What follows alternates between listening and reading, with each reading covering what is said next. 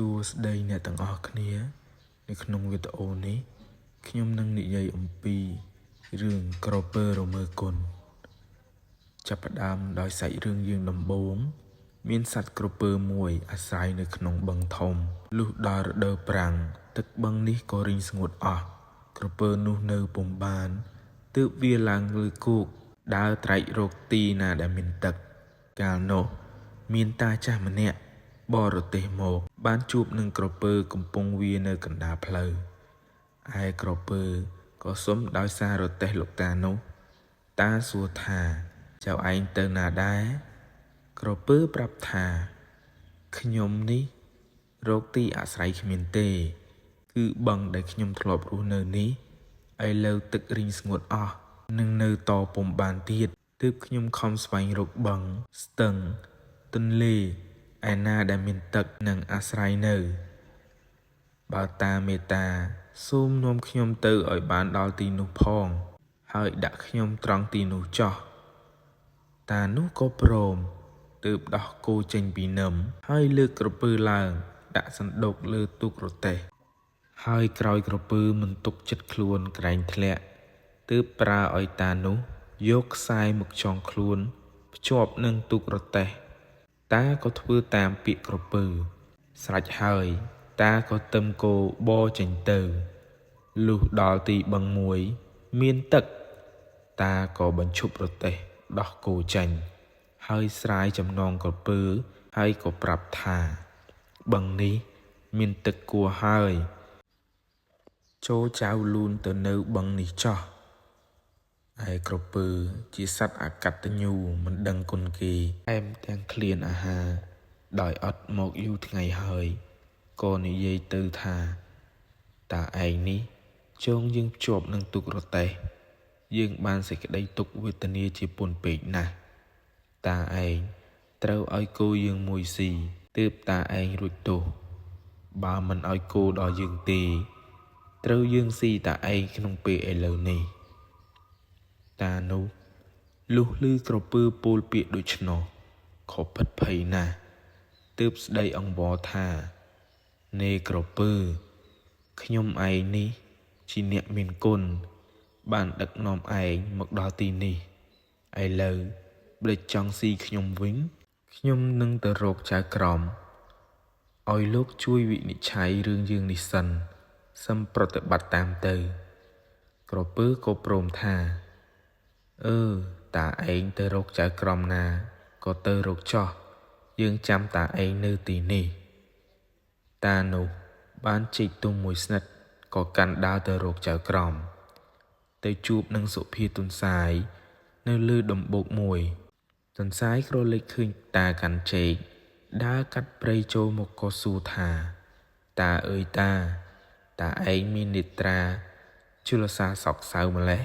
តើមានទោសទុកយ៉ាងណាចូលមកនេះសិនតាក៏និយាយរឿងខ្លួននិងក្រពើដែលកើតហេតុនឹងគ្នាប្រាប់ទុនសាយនោះសពប្រការទុនសាយបានស្ដាប់ឮដូច្នេះក៏ថាអាសត្វក្រពើនោះជាសត្វមិនដឹងគុណតាឯងបើដូច្នេះខ្ញុំនឹងទៅទទួលធ្វើជាចៅក្រមជំរះឲ្យតាកំភៃឲ្យតែចេកនេះមកខ្ញុំស៊ីសិនសឹមទៅជាមួយគ្នាតានោះក៏ឲ្យចេកមួយស្និតទៅទុនសា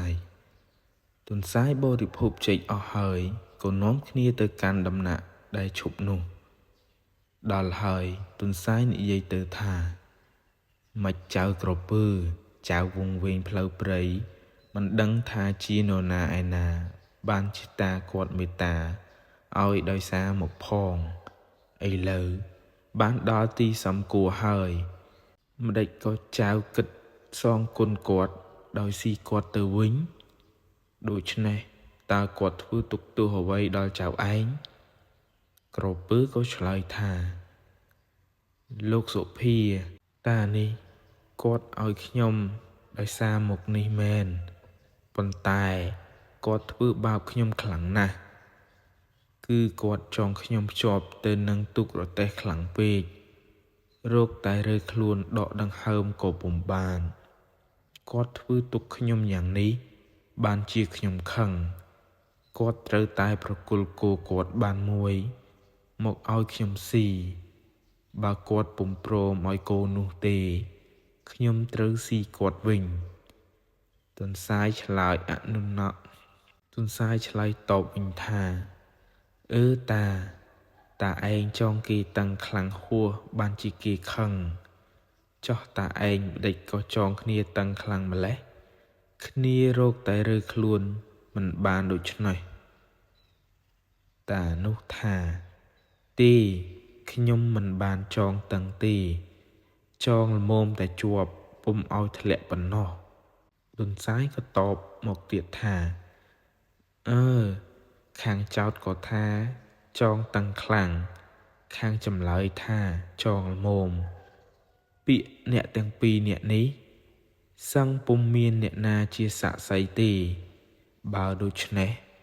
ត្រូវចៅក្រពើឯងលូនឡើងមកលើទូករទេះវិញឲ្យតាគាត់ចងម្ដងទៀតយើងនឹងមើលឲ្យដឹងថាតឹងឬធូទើបនឹងកាត់សេចក្តី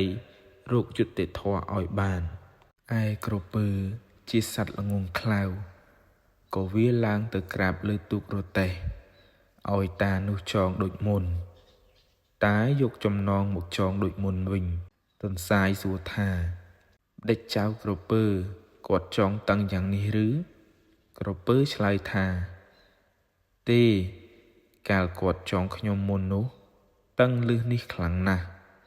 បើចងប៉ុណ្ណេះខ្ញុំទៅខឹងអ្វីនឹងគាត់ទន្សាយតបថាចូលតារឹតទ្វេឡើងទៀតឲ្យបានសុខចិត្តតានោះក៏រឹតចំណងឡើងទៀតទន្សាយសួរថាម្ដេចចៅក្រពើម្ដងនេះតើតាំងដោយការចងលើកមុនហើយឬនៅក្រពើឆ្លើយថានៅទេពុំទាន់ស្មើចងដោយលើកមុនទេទន្សាយក៏បង្គាប់ថាតាឯងទៅកាប់មែកឈើជុកសោកចងម្ដងទៀតទៅតានោះក៏ធ្វើតាម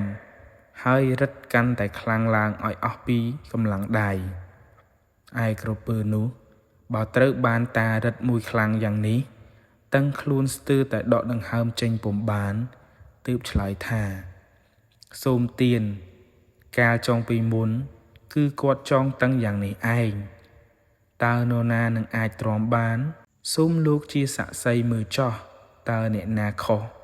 អ្នកណាត្រូវទន្សាយឃើញក្រពើរើខ្លួនពុំរួចហើយទើបបង្គាប់តានោះថាតាចាំអ្វីទៀតពូថៅក្នុងរទេះនោះមិនយកមកពុះក្បាលវាទៅទុកឲ្យវារស់ធ្វើអ្វីខ្មោចអាសត្វអកតញ្ញូពុំដឹងគុណគេដែលធ្វើគុណលើខ្លួនតាចាស់នោះមានឱកាសដោយទន្សាយប្រាប់ដូច្នោះក៏ស្ទុះទៅយកពូថៅមកសំពងកាប់ក្រពើនោះកាត់ជាកំណាត់តូចធំក្រពើក៏អន្តរាយជីវិតរៀងទៅ